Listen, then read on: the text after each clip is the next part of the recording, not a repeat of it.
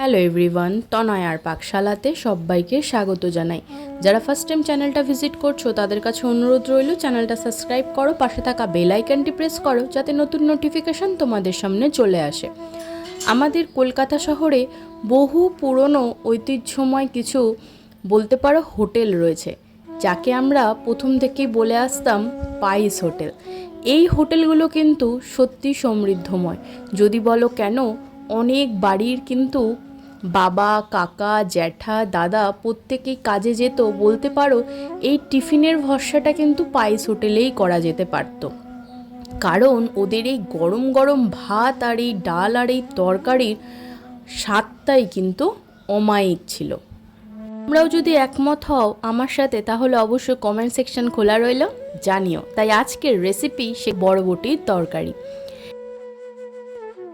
এখন কিন্তু বাজারে বরবটি হামেশাই পাওয়া যায়, বেশ সুন্দর লাগে খেতে। এখানে দেখো বরবটি আর আলু কিছু লম্বা লম্বা করে কেটে নিয়েছি। বরবটির সাইজটা একটু বড় বড় করেই কেটেছি। একটা বড় সাইজের পেঁয়াজ আর কাঁচা লঙ্কা, আর এখানে কিছু গ্রেট করে নিয়েছি আদা, আর একটা বড় সাইজের টমেটো যেটাকেও ঘষে নিয়েছি। এবার কড়াইতে দিয়ে দিলাম পরিমাণ মতন সর্ষের তেল। পাইস হোটেলের মতন যখন একটু রান্না করছি তাহলে সর্ষের তেল কেন নয় বলো তো? এই তেল কিন্তু সর্ষের তেলেই সব থেকে আমার মনে হয় যে কোনো রান্নার স্বাদ কিন্তু আরও দ্বিগুণ করে দেয়।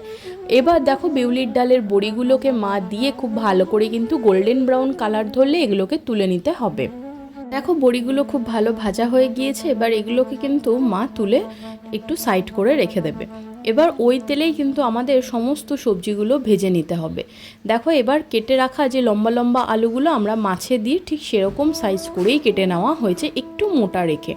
দেখো সেই আলুগুলোকেও কিন্তু আমরা এইভাবে দিয়ে পরিমাণ মতো নুন আর পরিমাণ মতন হলুদ দিয়ে খুব ভালো করে গোল্ডেন ব্রাউন কালার হওয়া অবধি কিন্তু আমাদের ভেজে নিতে হবে।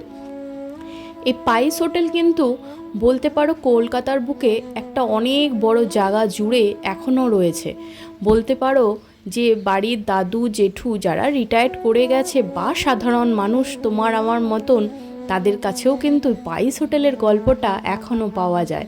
এর মধ্যে দেখো মিক্সার জারে দিয়ে দিল আদা, পেঁয়াজ আর কাঁচা লঙ্কা দিয়ে একটা স্মুথ পেস্ট তৈরি করে নিতে হবে। এদিকে আলু কিন্তু আমাদের খুব সুন্দর গোল্ডেন ব্রাউন কালার হওয়া অবধি ভাজা হয়ে গিয়েছে। এবার এগুলোকে তুলে নেওয়ার পালা।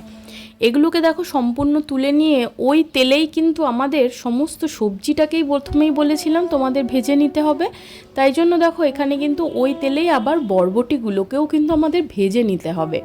এখানে বরবটিগুলো আশা করি দেখে তোমরা বুঝতে পারছো যে বেশ অনেকখানি বড় বড় করে কাটা রয়েছে। আমার কথা যদি একটু বুঝতে অসুবিধা হয় তাহলে কিন্তু বলতে পারো এর জন্য আমি দায়ী নই। এই শীতকালটা আসছে আর আমার বেশ অনেকখানি ঠান্ডা লেগেছে বলতে পারো, তাই গলাটা একটু ভারী বলতে পারো। সেই ওইটার মধ্যেই মিশ্রণটার মধ্যে দিয়ে দেওয়া হলো হাফ চামচ মতন ধনের গুঁড়ো, হাফ চামচ জিরের গুঁড়ো, কাশ্মীরি লঙ্কার গুঁড়ো, আর দেওয়া হলো একটু ঝাল ঝাল স্পাইসি না হলে কি করে হয়, দেওয়া হলো লঙ্কার গুঁড়ো, আর দেওয়া হলো পরিমাণ মতো নুন আর হলুদের গুঁড়ো দিয়ে কিন্তু আমাদের এটাকে ভালো করে একটা মিক্স আপ তৈরি করে নিতে হবে। এদিকে দেখো আমাদের বরবটিগুলো কিন্তু বেশ অনেকখানি ভাজা হয়ে গিয়েছে। এইভাবে কিন্তু মিডিয়াম টু হাইতে রেখে আমাদের সমস্ত সবজিগুলোকে ভেজে নিয়ে করতে হবে। সমস্ত সবজি ভেজে যদি সেই রান্নাটি করা যায় না, তার স্বাদ বেশ ভালো আসে।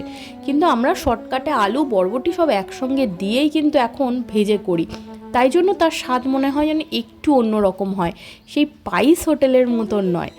দেখো এবার সম্পূর্ণটা ভাজা হয়ে গেলে এগুলোকে তুলে নিতে হবে। খুব একটা গোল্ডেন ব্রাউন কালার কিন্তু এতে করো না।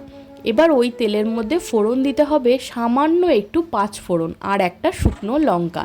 যখন এটা থেকে খুব সুন্দর একটা গন্ধ ছাড়বে তখন এই তেলের মধ্যে দিয়ে দিতে হবে একটা বড় সাইজের টমেটো।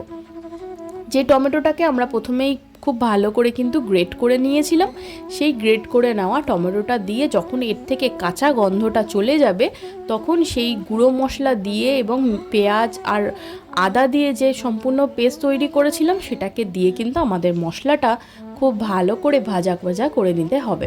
চেক করতে থাকো।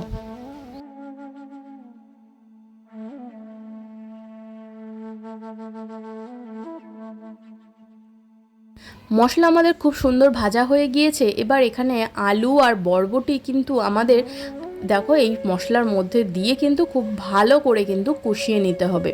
এখানে কষতে কষতেই বলতে পারো 80% মতন কুক হয়েই যাবে। আর আলু যে সুন্দর করে ভাজা রয়েছে তাতে তো 60% অলরেডি কুকড হয়েই রয়েছে। দেখো মা একটু সামান্য জল দিয়ে কিন্তু মিডিয়াম টু হাইতে দিয়ে আবারও ভালো করে কিন্তু আমাদের এই বরবটি আর আলু খুব ভালো করে কষিয়ে নিতে হবে। এটা যত সুন্দর কষাবে তত সুন্দর কিন্তু খেতে বেশ ভালো আসে, নইলে কিন্তু বরবটির থেকে একটা সোদা সোদা গন্ধ আসে। ঢাকা চাপা দিয়ে 5-7 মিনিট মতন ওয়েট করা হয়েছিল। সাইড থেকে দেখো অনেকখানি কিন্তু তেল ছাড়ছে, তার মানে আমাদের এই মশলা কিন্তু একদম কষে গিয়েছে আর বরবটিও অনেকখানি নেতিয়ে গিয়েছে বলতে পারো। এবার সেই ভেজে রাখা বিউলির ডালের বড়িগুলো আমরা দিয়ে দেবো। দেখো বড়িগুলো দিয়ে কিন্তু আমাদের সামান্য পরিমাণে একটু চিনি, যেহেতু একটু বরবটি সবজির রান্না তাতে একটু মিষ্টি মিষ্টি হলে খারাপ যায় না, কম্বিনেশনটা বেশ ভালোই আসে।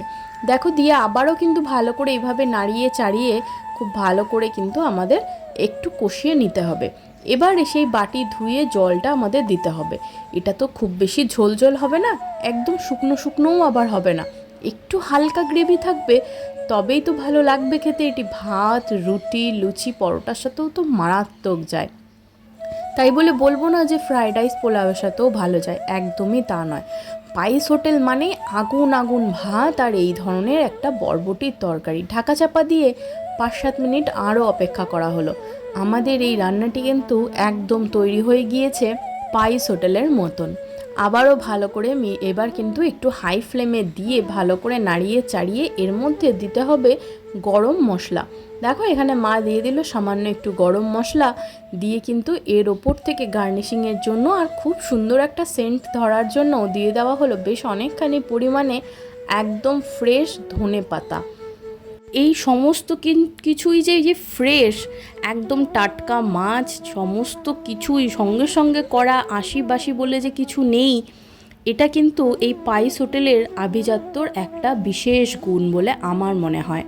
তোমরা যদি আমাদের সাথে একমত হও তাহলে কমেন্ট সেকশানে জানিও, কমেন্ট সেকশান খোলা রইল। আর যারা ফার্স্ট টাইম চ্যানেলটা ভিজিট করছো তাদের কাছে তো অনুরোধ রইলই, চ্যানেলটি সাবস্ক্রাইব করে দিও, পাশে থাকা বেল আইকনটি প্রেস করো যাতে নতুন নোটিফিকেশান তোমাদের সামনে চলে আসে। আমার মার আর আমাদের এই নিত্য নতুন রেসিপিগুলো তোমাদের সামনে হাজির হয়ে যাবে। ধন্যবাদ।